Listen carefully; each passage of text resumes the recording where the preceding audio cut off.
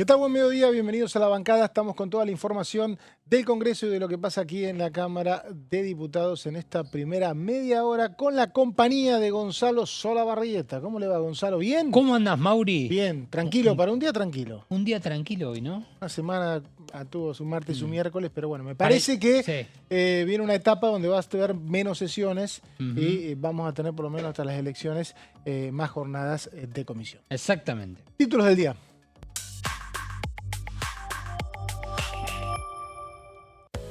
Comisión de Presupuesto y Hacienda. El secretario de Hacienda de la Nación, Carlos Guberman, expuso los lineamientos del proyecto de ley de presupuesto general de 2026.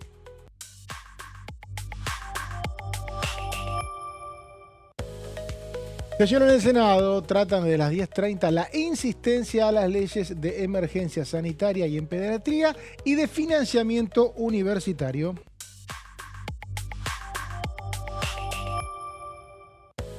Y la única actividad del día es una comisión de ciencia, tecnología e innovación productiva, donde se va a debatir sobre el plan nuclear argentino y la posible privatización de la empresa NASA. Bueno, NASA es Nucleoeléctrica Argentina, y estaba chequeando porque si mal no tengo entendido, recién veíamos la foto de la reunión que hubo en el Senado, pero la comisión que se va a reunir es en diputados acá a las 14 horas de Ciencia, Tecnología e Innovación Productiva, que preside, si mal no recuerdo, Gonzalo, Daniel Goyán, el diputado de Unión por la Patria, sobre un tema que también recién se escuchó un poquito en el Senado, donde no se habilitaron los 2/3 para tratar un proyecto de Unión por la Patria, que tiene que ver con la propuesta que se escuchó, se anunció en realidad oficialmente, de la privatización de la empresa de energía nuclear, Nucleoeléctrica Argentina, ¿no? Exactamente. Esto se va a desarrollar a partir de las 14 aquí en la Cámara de Diputados, Mauri, con 10 invitados que Bien. están por lo menos convocados. Entre ellos, aprovechamos mientras vemos las imágenes, Dale, si te parece, dale. está convocado Nicolás Malinowski, que es el director del Observatorio de Energía, Ciencia y Tecnología, Adriana Serkis, expresidenta de la Comisión Nacional de Energía Atómica, Oscar Fernández, consultor de la Comisión Nacional de Energía Atómica y exdirector del Instituto Balseiro, Andrés Kreiner, investigador superior del CONICET en la Comisión de Energía Atómica, Diego Hurtado, ex vicepresidente de la Comisión Nacional de Energía Atómica, Natalia Stankevicius, asesora en la Comisión Nacional de Energía Atómica, Martín Iofrida, subgerente de Coordinación de Proyectos Tecnológicos y Productivos, Rubén Méndez, representante sindical del sector nuclear, Gabriel Norberto Barceló, exgerente internacional de la Comisión de Energía Atómica, y Carolina Comar Varela, investigadora de la Comisión Nacional de Energía Atómica. Esto es a las 14 horas, a las reunión 14. de la Comisión de Ciencia, Tecnología e Innovación Productiva, tema la posible privatización de Nucleoeléctrica Argentina, NASA, y el diputado de Unión por la Patria convoca a estos expertos que seguramente se oponen a este anuncio. Exacto. Que hizo, si mal no recuerdo, el vocero presidencial Manuel Adorni hace un par de semanas. No Sí. es algo nuevo, ¿no? ¿Te acordás, Mauri, que hace no mucho tiempo atrás la Comisión de Ciencia y Tecnología, que uno preguntaba, bueno, ¿para qué le sirve reunirse en este aspecto si ya el presidente de la Nación, a través de un DNU, había generado, había recortado algunas posiciones muy importantes a la hora del funcionamiento? Se le llama decisiones ejecutivas o algo así que le mencionan, que cortan un poco el claro funcionamiento al quitar algunos puestos, algunas posiciones importantes, por ejemplo, del INTA, del INTI, y que después tuvo su repercusión en sesiones donde se dieron de baja estos DNU. Es decir, este Sí, tipo... estás hablando de los decretos delegados, en Claro. realidad la delegación de facultades que le daba el Poder Legislativo al Poder Ejecutivo en la Ley Bases. Sí. Esto permitía algunas reestructuraciones de agencias del Estado, como el INTA y el INTI. Esos decretos puntuales fueron dados de baja porque las dos cámaras del Congreso los rechazaron. En el caso de Nucleoeléctrica hay un debate respecto a que el oficialismo dice que la empresa está resguardada en la Ley Bases, creo que no se pueden vender determinada cantidad de acciones. Entonces, en tal caso, sería una participación minoritaria, pero los sectores de Unión por la Patria no quieren que intervenga los otros países en lo que es una tecnología clave, porque es una tecnología que nosotros producimos muy bien, digo nosotros los argentinos. De hecho, uno de los expertos mundiales en energía eléctrica es Rafael Grossi, que es quien está a cargo de el organismo de energía nuclear de la ONU, y es uno de los candidatos a presidir la ONU. Él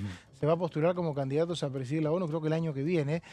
Bueno, la tarea de Grossi tiene que ver con la existencia de esta empresa argentina y nosotros, digo, los argentinos producimos energía nuclear, pero no le pegamos a nadie. Vamos a hablar en estos términos, no hacemos ninguna guerra, no maltratamos, lo hacemos en vías pacíficas y por eso nos respetan tanto. En cambio, otros países pueden tener desarrollos similares, pero pueden usarlo para generar para parte de guerras o enfrentamientos. Por eso es tan preocupante para algunos sectores de la oposición que la empresa no sea 100% estatal. Todavía no se sabe bien cuál es el mecanismo. Recién hubo un planteo en el Senado de La Libertad Avanza de debatir los detalles de esta supuesta propuesta en comisiones. Aclararon que todavía no hay nada cerrado, pero bueno, hay mucho resguardo por parte de la oposición, ¿no? Bueno, lógicamente que esta sesión en el Senado tiene el foco puesto en otra cuestión, que son las insistencias, ¿no? Que aquí en la Cámara de Diputados no hace muchos días ya dio su visto bueno en la insistencia principal y ahora tiene que pasar por el Senado. Exactamente, esto está pasando ahora en el Senado de la Nación. A las 10:30 comenzó una sesión, hubo varias cuestiones de privilegio y lo que hay desde hace un ratito es un debate respecto a la insistencia o no de estas dos leyes, ¿no? Emergencia en pediatría y residencias médicas, que garantiza el funcionamiento del Hospital Garrahan, y lo que tiene que ver con el presupuesto universitario. Si se rechazan, Gonza, los dos, en realidad si se aprueban las insistencias, la situación sería la misma que en emergencia en discapacidad. El presidente debería publicar en el boletín oficial las leyes. Hay una polémica porque en el caso de emergencia en discapacidad decidió suspenderla en el mismo boletín oficial. Esto inclusive está por ser rechazado en una declaración que va a aprobar ahora en breve el Senado de la Nación. Pero bueno, por lo pronto se abren dos frentes de conflicto. ¿Cómo te parece que siguen? Bueno, me da la impresión, Mauri, que estamos en el medio de la sesión del Senado y que los números hablan de por sí solos. En principio, la insistencia aquí en diputados fue hace 15 días, pero si nos trasladamos a lo que fue el mes de agosto, el 22 de agosto, o el 21 de agosto en realidad, ahí porque también fue de madrugada, la aprobación de estos dos proyectos, en primera instancia, cuando todavía ni había llegado a el veto presidencial, es decir, cuando se necesitaba la otra media sanción para que ahí el gobierno nacional diga tengo la carta del veto y que finalmente la utilizó para ambos proyectos, en lo que tiene que ver con la emergencia pediátrica fueron 62 votos afirmativos contra 8 negativos en el Senado. Y en lo que tiene que ver con el presupuesto universitario fueron 58 votos afirmativos contra 10 negativos y 3 abstenciones. Es decir, en los dos casos, números muy contundentes.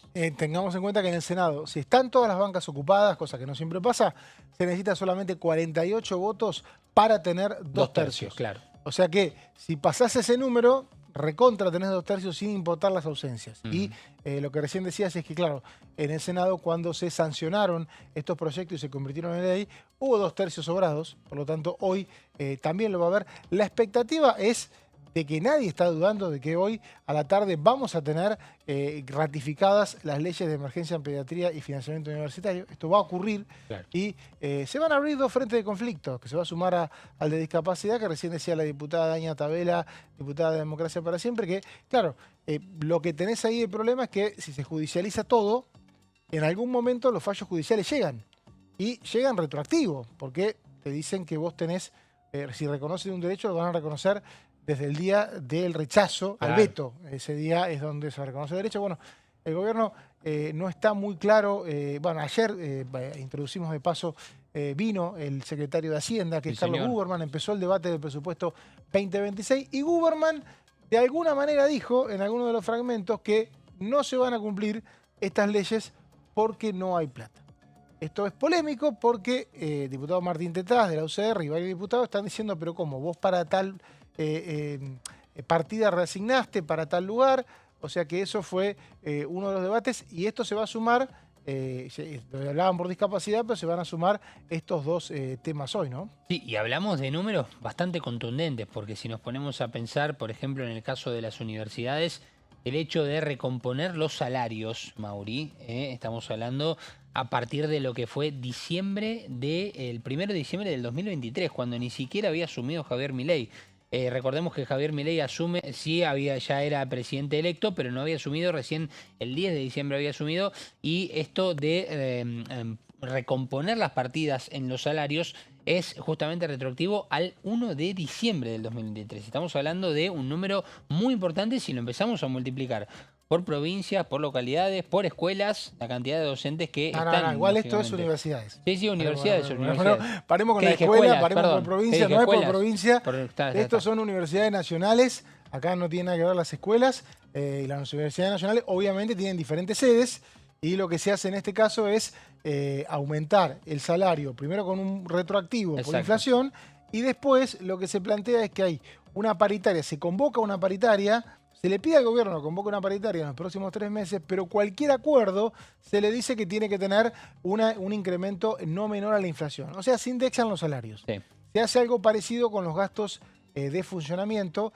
Bueno, esto, insisto, es lo que se está hoy por ratificar en el Senado. Lo que estamos viendo ahí en pantalla es lo que fue la tensa reunión de ayer en el anexo C de la Comisión de Presupuesto, que empezó con un largo debate, Gonza, sobre la continuidad o no de José Luis Esper, ¿no? Sí, ese fue el punto principal, en donde básicamente lo que se le solicitaba era que el propio José Luis Esper sea quien tome la decisión, que el cuerpo no tenga la necesidad de llamar o convocar justamente en una próxima sesión a la destitución como presidente de la Comisión de Presupuesto y Hacienda.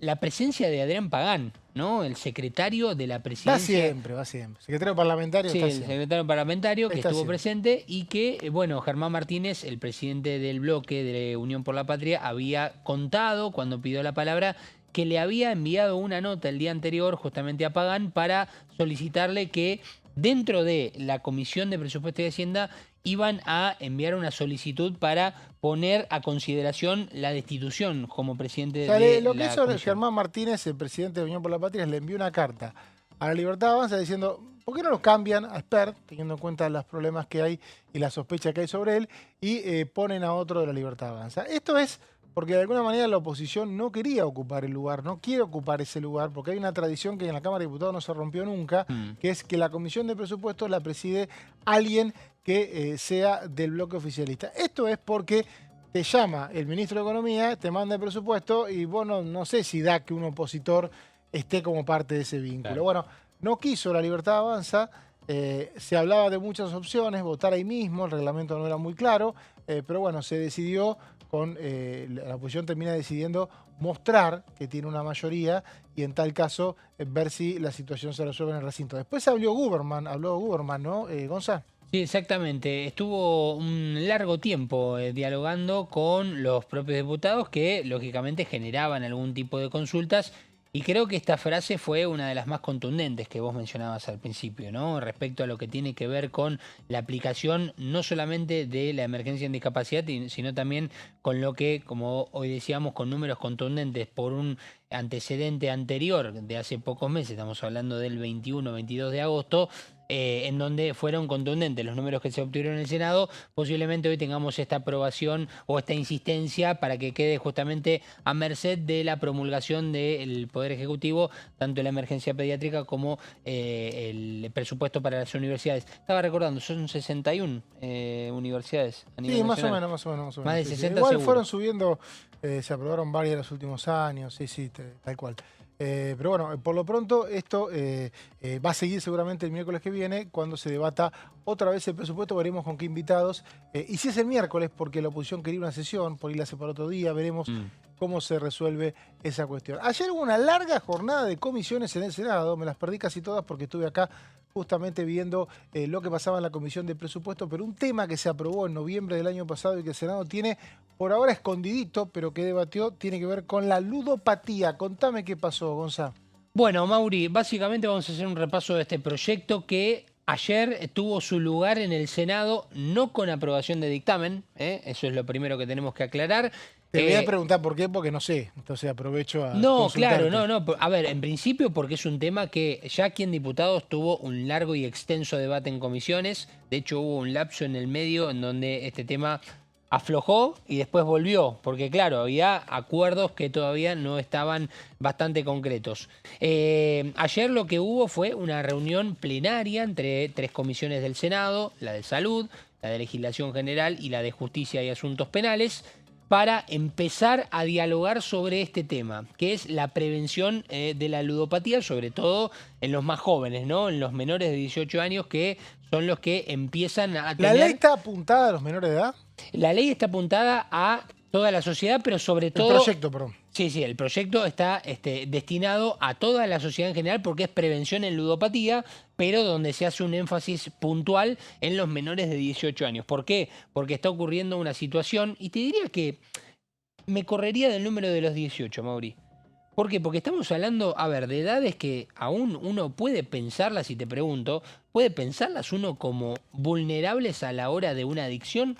De los 18, por ejemplo, a los 25. Claro, la adicción puede ser toda la vida. Toda la vida, El por tema, eso es que digo. el tema es que el menor está a cargo de los padres. Bueno, por eso mismo. Y evidentemente la cuestión de la ludopatía online lo que hace es que los padres pierden control. Totalmente. Antes no pasaba eso porque no ibas a un casino si tu papá no te habilitaba, no te dejaban entrar aparte. Y acá estamos hablando de lo que puede ser un acto por parte de los menores fuera de la ley. Podríamos decir que es el hecho de sacarle una foto a la tarjeta de crédito y utilizarla, por ejemplo, en en alguna billetera virtual para poder Claro, se puede hacer. Hay un casino apostar. en la casa. Antes era Claro. como cuando eras pequeño, en mi época que no había internet, algún travieso imaginaba con hacer algún juego en un casino, de pasar por alguna sala de bingo. ¿Algún pero era PRODE, todo... Mauri? ¿Cómo? ¿Algún PRODE? Ah, bueno, pero eso ni siquiera, porque había bajado mucho el nivel de PRODE, pero de hecho se eliminó el PRODE, creo que volvió hace poco, pero lo que es el juego online, lo que hizo fue que la misma adicción que podés tener yendo a un lugar,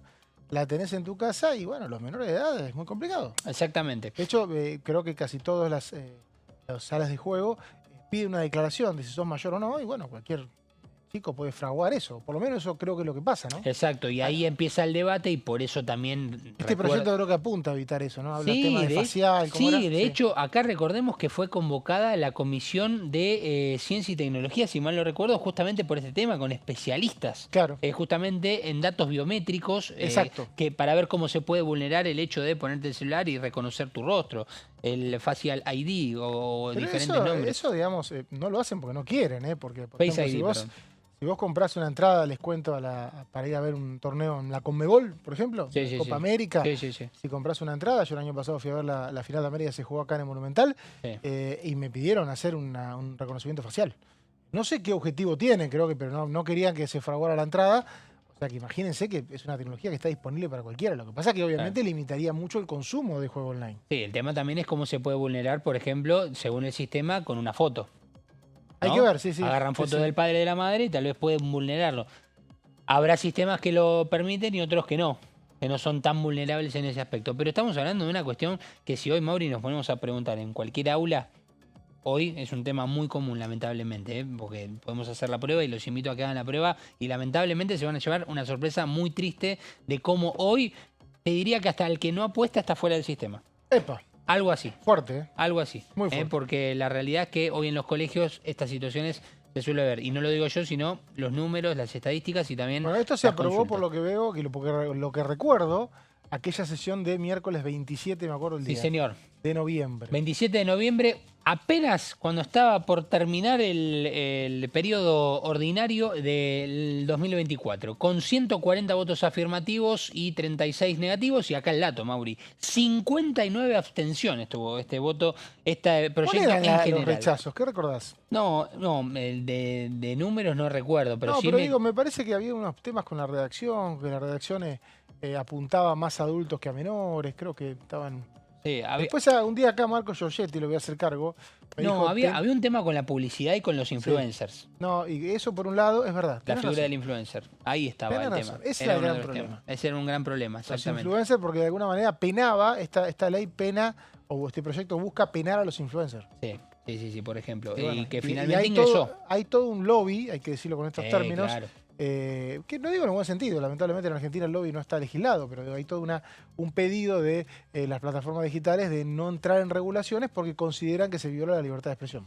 Por eso mismo. Bueno, esta iniciativa está en revisión ahora en el Senado. Lo que decantó ayer en la comisión fue que se junten dentro de 2 semanas para ver si pueden avanzar en un dictamen o no. No lo dejaron tan seguro si van a avanzar o no, pero en el mientras tanto los asesores tendrán un arduo trabajo realmente de los asesores para trabajar de cara a estas 2 semanas con el proyecto en revisión de diputados que se aprobó y además 28 iniciativas propias de los senadores. Es decir, estamos hablando de mucha legislación, mucho texto, muchos artículos que en definitiva igual son similares o iguales, vamos a decir, entre un proyecto y el otro, pero que ahí cada legislador tiene como su protagonismo y su presencia. ¿Pero qué imaginas? ¿Que puede haber modificaciones y que puede volver o que puede salir el de diputados? Imagino que en un Por lo que proyecto... escuchaste, digo, el de plenario. Sí, yo creo que igual, a ver, el debate más interesante se va a dar dentro de 2 semanas, pero yo creo que sí que va a haber alguna modificación. Puede haber alguna modificación, Mauri, porque estamos hablando de un proyecto como no tiene mayoría especial, no tuvo mayoría especial acá en esta Cámara, si hay modificaciones, la insistencia va a estar complicada por parte de diputados. De hecho, se están planteando el análisis de las modificaciones. Sí. Esto va a ser, me decías, en un plenario. Exacto, esto va a ser en un plenario dentro de 2 semanas. Y a ver si en 2 semanas se puede dar o no el dictamen. Bueno, rápidamente vamos a ver qué se aprobó el año pasado justamente en la Cámara Baja. Bueno, la regulación de la publicidad y la promoción de los sitios en plataformas de juegos de azar y juegos en línea. El resguardo, obviamente, de la salud, y acá está el tema, pública, en adultos, aclara, en adultos, niños, niñas y adolescentes de todo el país. Es una legislación, importante también decirlo, a nivel nacional, que prohíbe el acceso a menores de edad, que obviamente muchas aplicaciones ya hoy lo tienen, lógicamente esto, pero para que quede firme en una legislación en dichos sitios y plataformas. Además también limita en forma estricta la publicidad, promoción y patrocinio, y acá empieza una sucesión de plataformas y lugares por donde no se puede. Empezamos por las plataformas, seguimos en la siguiente placa, hablando de redes sociales, tecnologías y más, y fíjate, comunicación audiovisual, publicidad exterior, indumentaria deportiva, que es otro de los temas, carteleras en la vía pública. ¿Qué pasa cuando vamos al subte, por ejemplo, o al tren o al colectivo y vemos la cartelera? Bueno, medios de difusión, gráfico, radial, televisivo, los actuales y los que surjan. Atención con esto, también los medios de comunicación en el medio. Y que hoy le dan de comer a muchas plataformas y a muchos a muchos influencers.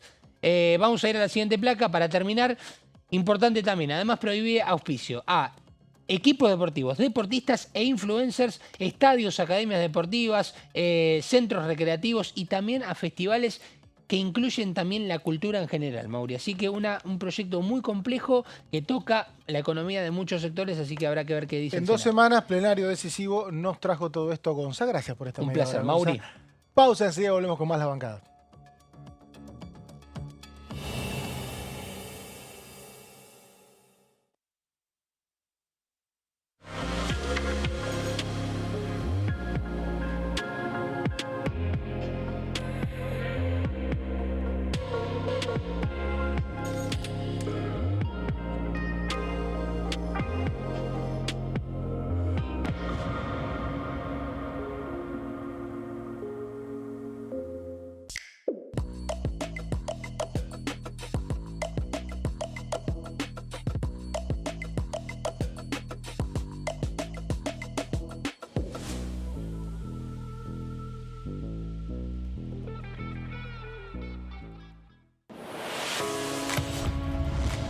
¿Cómo funciona el Congreso? Cuando un proyecto de ley ingresa a la Cámara de Diputados, ya sea presentado por un legislador, enviado por el Poder Ejecutivo o producto de una iniciativa popular, se trata primero en el ámbito de las comisiones. Las comisiones son el espacio de análisis y debate sobre los proyectos conformadas por legisladores de distintos bloques. Hay 46 comisiones permanentes que son centrales en la discusión parlamentaria, como Presupuesto y Hacienda, Asuntos Constitucionales o Legislación General. Existen también 32 comisiones especiales que tratan temas específicos. En su mayoría son bicamerales, es decir, que están compuestas por diputados y senadores, como la bicameral de trámite legislativo, encargada de analizar los decretos del Poder Ejecutivo. Para que un proyecto sea tratado en el recinto, debe contar con el apoyo de la mayoría de los integrantes de las comisiones a las que haya sido girado. Al finalizar una reunión de comisión, se dictamina sobre la pertinencia de tratar el proyecto en el recinto. El dictamen puede plantear la aprobación del proyecto o su rechazo.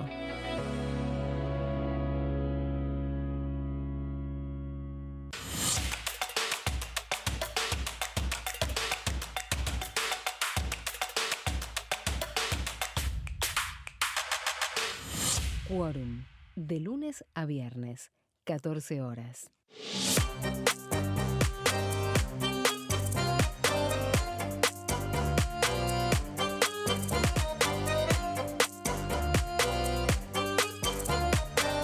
Plenario, de lunes a viernes, 15 horas.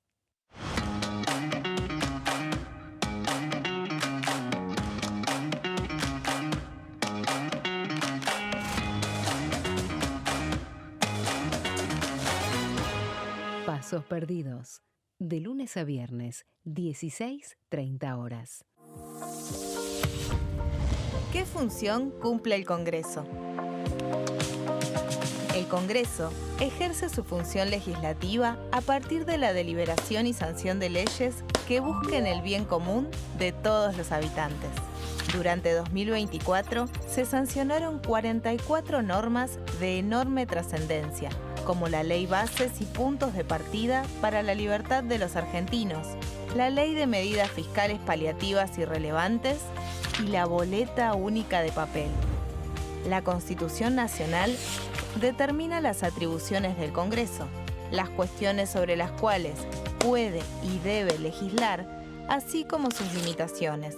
También establece la relación entre los distintos poderes, que es fundamental para equilibrar el sistema republicano. Además de legislar, el Congreso tiene la función de ejercer el control del Poder Ejecutivo. Entre otras atribuciones, ese control incluye el pedido de informes, las interpelaciones, la actuación de la Auditoría General de la Nación, dependiente del Congreso, la posibilidad de solicitar juicio político y la aprobación de las cuentas de inversión. Desde la reforma constitucional de 1994, el jefe de gabinete de ministros tiene la obligación de concurrir periódicamente al Congreso para informar acerca de la marcha del gobierno. Este informe se realiza alternadamente en cada Cámara del Congreso.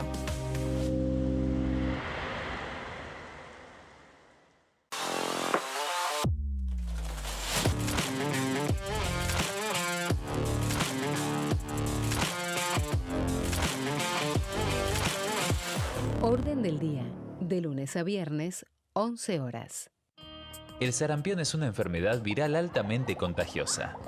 Que no juegue con tu hijo. Puede poner en riesgo especialmente a menores de 5 años no vacunados. Ante la aparición de fiebre y manchas rojas en la piel, consulta de inmediato con un médico. La vacuna es la única forma de prevenirlo y es parte del calendario nacional de vacunación. Es segura, gratuita y está disponible en vacunatorios, centros de salud y hospitales públicos del país. Vos ya tenés esta vacuna. Dásela a tus hijos. Elegí prevenir.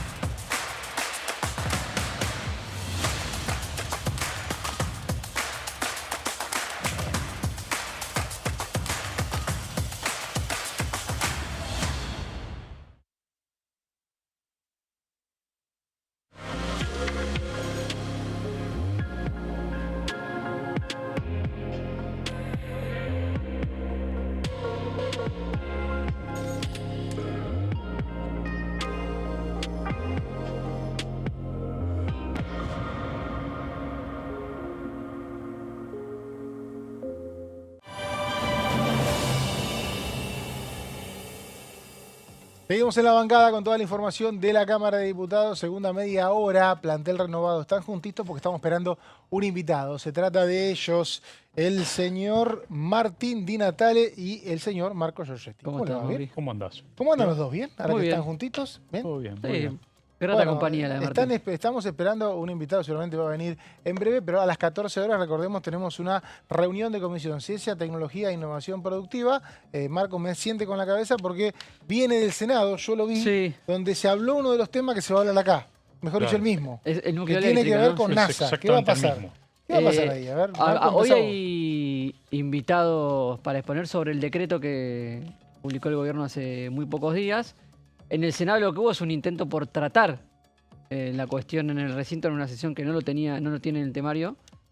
Se hizo una votación para apartarse del reglamento e incluir el tema, pero salió rechazado porque no se llegaron a los 2 tercios. Martín, ¿por qué es tan importante la energía nuclear hoy en el mundo y también en Argentina? A ver, Núcleo Eléctrica es una empresa estatal que pocos conocen, la verdad. Sí. No es como AISA o como... No es popular. Claro, exactamente. Pero si viajamos por el mundo juntos nos van a preguntar más por esa, ¿no? Bueno, por supuesto. ¿Por qué? Porque es la que de alguna forma establece los parámetros o las líneas directrices de lo que es el plan de energía nuclear para la Argentina. Básicamente la que coordina todas las centrales nucleares, ¿no? Y nosotros somos un país muy respetado en el tema de energía nuclear. ¿Por qué? Totalmente, porque tenemos una larga trayectoria con una tecnología que se llama CANDU, que es una mezcla de tecnología canadiense con tecnología norteamericana. En un momento determinado, durante el periodo del gobierno de Cristina Kirchner, hubo un intento de China para, de hecho hubo no un intento, un convenio que se firmó con China para la construcción de lo que se llama la 4ª central nuclear con tecnología estrictamente china. Hubo un gran debate en el mundo de las ciencias del tema nuclear porque Argentina dejaba de lado la tecnología histórica que tenía y pasaba a estar dependiendo 100% de China. Y aparte porque la tecnología CANDU es casi la tecnología que se usa mundialmente. Entonces, ¿Y hoy por hoy este decreto qué te parece? ¿Pasaríamos a depender de alguien?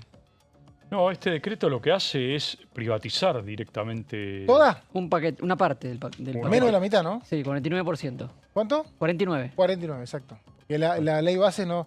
Y eso al privatizar no dice a quiénes, pero de alguna manera lo que haría es perder una parte de una empresa que nosotros recién comentábamos en la primera media hora. Lo que tiene NASA y Nucleoeléctrica es que nosotros somos, digo, los argentinos, me hago cargo, me incorporo, digamos. Claro, sí, somos muy buenos en esto y a su vez no le pegamos a nadie, hablando en criollo, ¿no? No armamos tecnología nuclear para ninguna guerra porque no hacemos guerras. No, aparte no es menor esto, ¿no? No desarrollamos armas con eso. Claro. Aparte esta tecnología, estamos hablando de, cuando uno habla de energía nuclear, estás hablando de uranio no enriquecido, es decir, uranio al 3,5% más o menos, que es uranio no enriquecido, o sea, claro, no es para la construcción de un arma nuclear, es simplemente para energía. Y obviamente, mirando hacia futuro, este es un punto donde muchos países van a necesitar a futuro... Por el tema de la transformación energética. Rápidamente le pregunté a la inteligencia artificial cuántos países tienen energía nuclear o producen energía nuclear y son 31 países del mundo. Sobre 200. Sobre 200. Es una guasada. De los cuales muchos de esos 30 sí producen energía nuclear para guerras. Exactamente. Caso Irán, ¿no? Exactamente, que hace muy poquito tiempo fue centro de la discusión del mundo. Por, ni más ni menos, ayúdame Martín, una persona que quizá tengas el placer de conocer, que es Rafael Grossi. Sí, claro. Sí, claro, contame, yo no lo conozco. Puede ser el nuevo amigo, titular de la ONU, amigo de Martín. Rafael Grossi es un diplomático de carrera argentino que hizo toda la carrera diplomática, después se especializó en temas de energía nuclear y estuvo muchos años en Viena, en la Organización Internacional de Energía Nuclear, y después se postuló para presidir esa organización, ganó la postulación y hoy es el presidente de lo que es la Organización de Energía Nuclear, que para que aquellos que no saben y quieran entender, depende de Naciones Unidas y es quienes hacen las inspecciones, por ejemplo, a Irán, a Estados Unidos, a Israel. Que Irán no salió bien, la de Irán no salió bien. La de Irán no salió bien, donde investigan, mandan expertos para ver si las centrales nucleares están realizando energía enriquecida para armas nucleares o para energía de uso industrial, digamos. Rafael Grossi también estuvo en Ucrania durante la guerra Ucrania-Rusia. Con Putin. Él se reunió con Putin, no que se reunió con un delegado. Estuvo con Zelensky. Claro. Y estuvo en las dos centrales de Ucrania que están tomadas por rusos, la de Zaporizhzhia y después estuvo en la de Chernóbil. Que lo que tuvo que ver es justamente si hay posibilidades de una explosión nuclear o no. Claro, es un tema Exactamente. sensible por el tema de seguridad. Exacto. ¿Y va no- a ser candidato a presidente de la ONU, Grossi? Es candidato a presidir la ONU, por lo menos está candidateado, está haciendo ¿Qué? una recorrida por varios lugares del mundo para ver si, obviamente que esto tiene que tener un acompañamiento del gobierno argentino. Ah, ok, iba a preguntar eso. Ah, bien. ¿En qué influye a nivel nación? No, la Argentina tiene que darle su respaldo como postulante, digamos, ¿no? Recordemos que, perdón, en su momento fue Malcorra. Susana Malcorra Perdimos ahí. la que se postuló y perdimos, exactamente. ¿Te expone al mundo de alguna manera? ¿Te posiciona de alguna manera diferente tener el manejo de la ONU? Sí, a ver, es un espacio donde naturalmente... No tenés el manejo igual. aclaremos. Bueno, en la Sí. presidencia. La Se coordinación. supone que el presidente de la ONU no puede, digamos, estar parcialmente por el país que Ah, ok. responde. Simplemente es un representante en términos de nación de tu país, pero tiene que actuar de forma... Es como un presidente de la comisión. Sí, claro. Exactamente igual, ahí recordemos que el sistema de Naciones Unidas tiene solamente el Consejo de Seguridad como el elemento en el cual 5 países tienen Claro. poder de veto y de algún modo dominan lo que es el sistema de Naciones Unidas un poco desde ahí. Sí. Lo demás es horizontal. Sí, se podría llegar a poner complicado, digo, en términos personales para Grossi si llega a ser presidente de la ONU, en el caso Malvinas, ¿no? Claro. Porque ahí Hay hay una un cuestión debate pendiente. muy fuerte donde Gran Bretaña se resiste en el Comité de Descolonización hace muchos años a Se debatir. resiste a cumplir una resolución de la ONU, Exacto, que es sentarse a negociar. exacto. Y eso, la coordinación de ese debate debería estar a cargo de Grossi. Llegamos a Grossi, recordemos, porque es el experto en energía nuclear más importante del mundo en este momento, el que maneja la Organización Internacional del tema del Sistema de Naciones Unidas. Es argentino y surgió, imagino, de NASA, la empresa que ahora el gobierno quiere privatizar en un 49%. Va a haber expertos, Marco, ¿no? Hoy a las 14. Va a haber, es una citación hecha por la Comisión de Ciencia y Tecnología, invitando especialistas, expertos para, como primera ronda de debate de este tema en la comisión Bueno, de... vos preparaste, Marcos, tengo Sí, entendido, más o menos lo hemos un estado detalle charlando. de Sí. lo que es la exposición de hoy. Pero sirve para previa, 14 horas, recordemos, Sí, Ciencia, Tecnología e exactamente. Innovación, lo preside Daniel Goyán. Bueno, Así tenés un informecito para darnos. Vamos repasando, más o menos. No va a haber placas, creo, pero vas a poder ir diciendo El qué va a decreto pasar. 695-2025 es el que se pone a discusión Bien. a las 14 horas en la Comisión de Ciencia y Tecnología. Es el que decíamos, plantea una privatización parcial de NASA, la empresa que se llama Núcleo Eléctrica Argentina Sociedad Anónima, de ahí la sigla NASA. Nada que ver con la NASA de Estados Unidos. Nada que ver, ¿no? Claro. Nada que ver. La empresa opera 3 centrales nucleares, en el país: Atucha 1, Atucha 2 y Embalse. Son las 3 que están activas en este momento. Los puntos claves del decreto, que es que autoriza la venta del paquete accionario del 49%, mantiene el control en el gobierno nacional, pero abre la participación a privados que quieran ser accionarios de la empresa. La decisión implica un cambio estructural en uno de los sectores energéticos más importantes del país, abriendo la puerta a que también participe la inversión privada. Entre los argumentos del decreto... No habla de extranjeros, inversión privada, nacional, inversión privada. Inversión privada. Bien.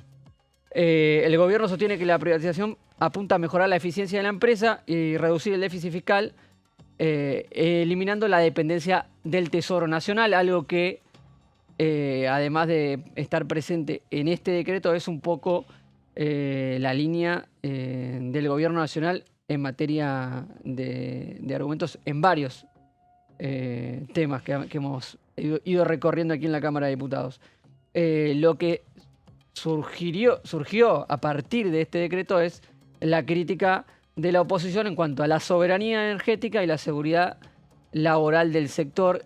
Indican muchos que hay muchas cuestiones sensibles que tienen que ver con la energía nuclear o el manejo de estas empresas nacionales. Por ejemplo, el tema desconozco técnicamente, pero todo cómo se opera las Pero centrales... tenés a un experto al lado. Bueno, le preguntamos a él. Entonces. Tampoco experto, no. Pero ¿cómo se opera? ¿Cuáles serían?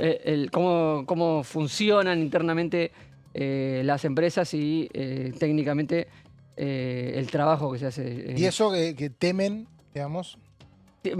Es un punto a considerar en la discusión de cómo se abre el juego a privados. ¿Puede tener información sensible un privado que tenga acceso a la central eléctrica? Yo creo que hay un tema Central nuclear, sensible en cuanto ingresa la geopolítica. Claro. Porque acá, si vos privatizás esto a una empresa china, no es lo mismo que privatizárselo a una empresa norteamericana o una europea. ¿Cuál es la diferencia? Digamos, a ver, bueno, la diferencia los primero intereses geopolíticos. el tipo de tecnología. Ah, bien. China tiene una tecnología propia de la cual te hace dependiente. Hoy China, por ejemplo, se ha metido mucho en la India con este tipo de tecnología. La Organización de Cooperación entonces de Shanghái, ¿no? Vos te posicionás de una manera geopolítica. Si decís, bueno, se la privatizo a China, bien, le entrego parte de lo que es soberanía, porque no olvidemos que esto forma parte de soberanía. Estás hablando de empresas que producen energía para millones de argentinos, millones de industrias, y entonces es un tema sensible, No, y como aparte bien dice que Marcos. pasa, por ejemplo, con todo material militar. Vos una vez que adquirís cierta tecnología de un país, después los repuestos, Exacto. la reparación y el Totalmente. mantenimiento Claro. depende de ese país. Sí. No es que te dan el know-how para que, bueno, manual de instrucciones, no. Exactamente. Te tienen atado. Hay un libro muy interesante, Max Cernadas, que fue un embajador argentino y que escribió un libro de todo el desarrollo de la energía nuclear en la Argentina, sobre todo desde Alfonsín para acá, donde justamente plantea esto, hasta qué punto es sensible la posibilidad de que Argentina desarrolle su propia energía nuclear con centrales nucleares propias. ¿Hasta qué digamos. punto es que, perdón? ¿Hasta qué punto es seguro o no? ¿O hasta qué punto es, desde un O sea, si punto no nos de vista metíamos en un lío. geopolítico, claro, de no entregarle Claro. a otro país este tipo de Claro, porque energía? uno lee, de hecho en Wikileaks es increíble cuando uno lee cómo los embajadores estadounidenses hablaban directamente con la secretaria de Estado de ese momento, Hillary Clinton, para ir llevando la información de cómo se desarrollaba la energía nuclear en Argentina. Era el tema que más alto llegaba en la cúpula del gobierno estadounidense. Sí, Otros sí temas que- quedaban abajo, ¿no? Si querés, Sí. te leo Decime. algunos de los invitados. A que ver, van a estar dale. Uy, presentes. sí, dale. Son No 10, son ¿no? nombres... Son 10 invitados, ¿no? Sí, hay Bien. 1, 2, 3, 4, sí, 10 invitados, exactamente. No son nombres reconocibles a simple vista, pero sí por el rol que han ocupado en otros años y el conocimiento específico del área. Nicolás Malinowski, director del Observatorio de Energía y Ciencia de Coordinación de Proyectos Tecnológicos Productivos para la Industria Nuclear. Rubén Méndez, es un representante sindical del sector nuclear. Gabriel Norberto Barceló, es gerente internacional de la Comisión de Energía Atómica.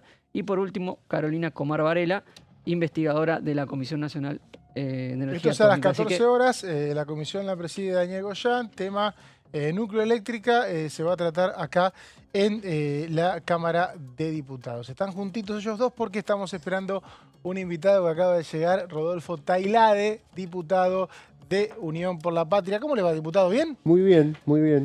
Muy Bueno, contento de volver después Hace de mucho que no te veíamos, ¿sí? 2 años. ¿Tanto?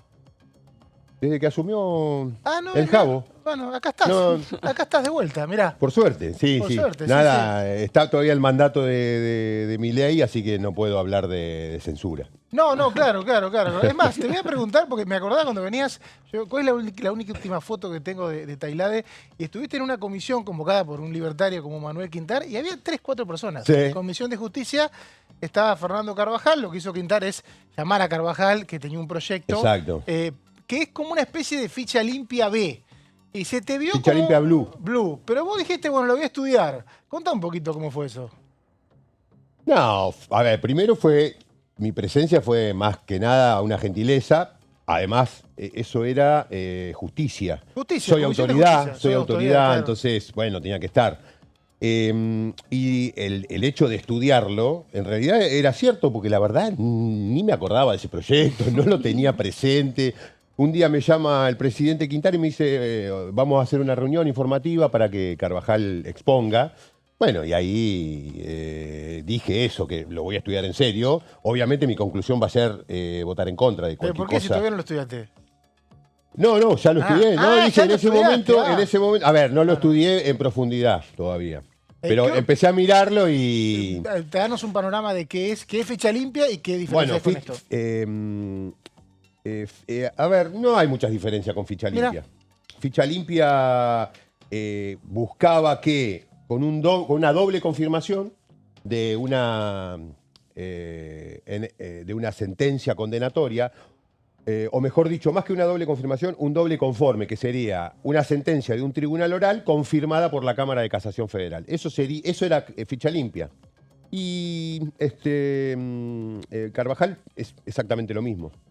El tema es que Carvajal le da algunas vueltas porque tiene más vuelo jurídico que los muchachos de La Libertad Avanza. Entonces él habla desde un punto de vista muy técnico que nunca queda firme la sentencia.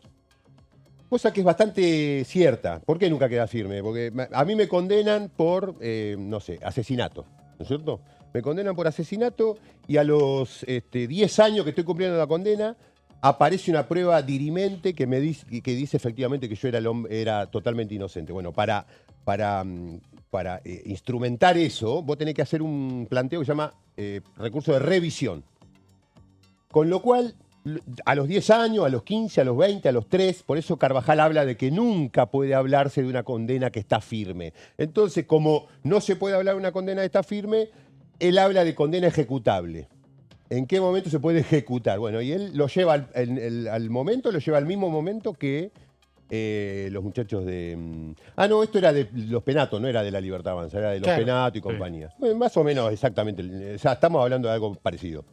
Diputado, no lo vamos a acompañar. Hablando de condenas, denuncias dadas con funcionarios, en este caso le quería preguntar concretamente por el diputado Spert y las denuncias que surgieron en los últimos días con sus vinculaciones, presuntas vinculaciones con el narcotráfico. ¿Cuál va a ser la posición del bloque de ustedes? ¿Van a pedir la remoción de Spert de la presidencia de la Comisión de Presupuesto o de la Cámara? ¿Han hablado entre ustedes? ¿Cuál es la postura? Bueno, yo por lo menos no participé de ninguna reunión de bloque en donde se haya discutido estas cosas. No sé si la hubo. Sé que hay una posición muy clara del presidente de nuestro bloque, la manifestó ayer en la comisión, de remover al diputado Spert de la presidencia de la Comisión de Presupuesto. Bueno, para eso, digamos, hay que generar los acuerdos y tener los votos. No sé cuál va a ser el procedimiento, seguramente van a llevarlo al recinto en algún momento. Con respecto a su exclusión de la Cámara, creo que también hay algunos proyectos. Uno me parece que está presentado también por diputados y diputadas de mi bloque. Yo creo, en ese sentido, creo que las exclusiones, y lo dice alguien que le han metido por lo menos 4 o 5, digamos. Todas de diputados, ¿viste? Bueno, en general sí, deberían ser. Y la verdad que los pedidos de exclusión que me han hecho a mí son todos absolutamente injustificados, digamos, ¿no? Porque dije una vez una cosa, porque aparecía mencionado en algún lado del espionaje. Todos mamarrachos, que de la misma manera fue un mamarracho la exclusión de debido. Ustedes se acuerdan que primero se intentó la exclusión por inhabilidad moral, ¿no es cierto? ¿Y cuál era la situación de debido? Exactamente la misma que Spert, estaba denunciado. Luego, a partir de maniobras judiciales que digamos, no vienen al caso... Se lo echa recién cuando estaba condenado. No. Llaman a indagatoria con detención. Entonces Exacto. Piden el desafuero. Claro. Todo eso porque fue una presión, pero no importa. Piden el desafuero y ahí se vota el desafuero y lo detienen para indagarlo. Entonces... la situación de Spert con respecto a la causa judicial, que es la que nosotros deberíamos esperar, o información judicial deberíamos esperar para tener certezas, más allá de que a mí me consta que la información que tiene Juan Grabois o que presentó es absolutamente cierta, es oficial de la justicia de Texas, pero bueno, hace falta también que un juez de acá reconozca esa validez.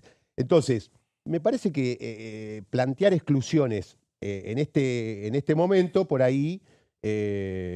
no sé, por ahí puede correr el foco lo principal. Lo principal es que necesitamos explicaciones de Spert, no que lo queremos echar de la Cámara.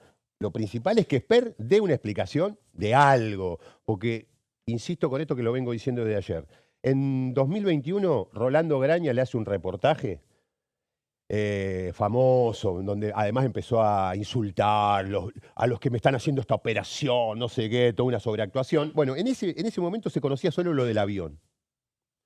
Y dijo, en ese momento dijo exactamente lo mismo que está diciendo ahora. No se hace cargo que pasaron una camioneta blindada, su vínculo con Claudio Sicarelli, el cuñado de Coso, la cédula azul, la investigación de la CUNSA con 4 por lo menos reuniones, con Fred Machado buscándole vicepresidente, apareció la transferencia de $200.000 de la investigación de la CUNSA y ahora aparece su jefa de prensa, su jefe de campaña, Bonacci, que era el dueño del sello, todos diciendo que recontra sabían la relación de Esper. Y este tipo sigue, yo fui a Viedma, no sé, imaginó totalmente, la única cosa. Bueno, para mí eso es lo principal ahora, antes de pensar si este tipo tiene que seguir siendo diputado. Porque además, en 25 días tenemos una elección donde él encabeza la opción oficialista. Entonces, me parece que también él fue votado por la gente, está acá votado por la gente y vamos a ver si la gente lo acompaña también. Todo eso me parece que tiene que pesar a la hora después de evaluar la información judicial, ¿no? Lo que está de fondo, estuvo ayer y que va a seguir estando, es el debate del presupuesto. Venimos de 2 años sin presupuesto. ¿Corre riesgo el tratamiento por toda esta cuestión? ¿Cree que puede llegar a volver a frustrarse un tratamiento del presupuesto? Mirá, yo creo que el presupuesto corre riesgo porque el gobierno no quiere que salga. Para mí, sigue con la misma postura de los 2 años del año anterior. O de los 2 años, si querés. Porque en la primera, acordate que había una suerte de compromiso de masa. Bueno, está bien, no lo mando, o no mandamos el mío, o lo retiramos, ya no me acuerdo cómo fue, porque Esper fue elegido y por lo tanto... Milei fue elegido y por lo tanto tiene derecho. Bueno, no hubo presupuesto, al año siguiente tampoco, y este año creo que también la estrategia es la misma, digamos, no quieren que haya presupuesto. Por supuesto que esto genera un montón de impedimentos, de complicaciones, de dificultades para ellos mismos, para llevar adelante una sesión, pero está claro, ayer quedó claro que todos los bloques tienen vocación de avanzar en el tratamiento, porque lo después fue un rato ¿no? Y después se abocaron. Entonces, yo creo que el gobierno no tiene ningún interés en avanzar con esto y probablemente por ahí tomen esto como una excusa para decir, no, agresividad, no sé qué, no sé cuánto, y se salgan con la suya, ¿no? Diputado Rodolfo Taila de Unión por la Patria, gracias por visitarnos. Gracias a ustedes. Nos vemos. Gracias Marcos y gracias Martín. Justo. Nosotros nos vamos, ya sea Horacio Bon, hasta mañana acá a las 13 en la banca.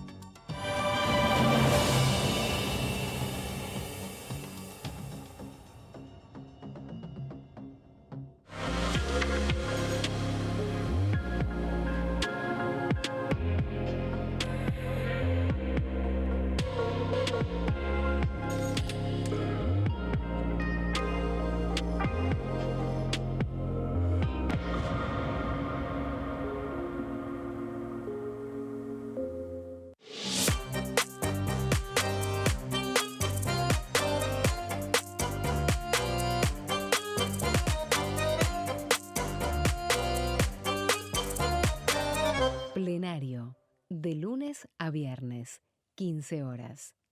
El domingo 26 de octubre son las elecciones nacionales. Por primera vez vamos a votar con la boleta única de papel, BUP. ¿Cómo es la nueva boleta? En las columnas, de manera vertical, están las listas con cada uno de los partidos. Y en las filas, ubicadas horizontalmente, las categorías de cargos. En las elecciones de este año, las provincias que solo elijan diputados van a usar este modelo de boleta. Una vez que estés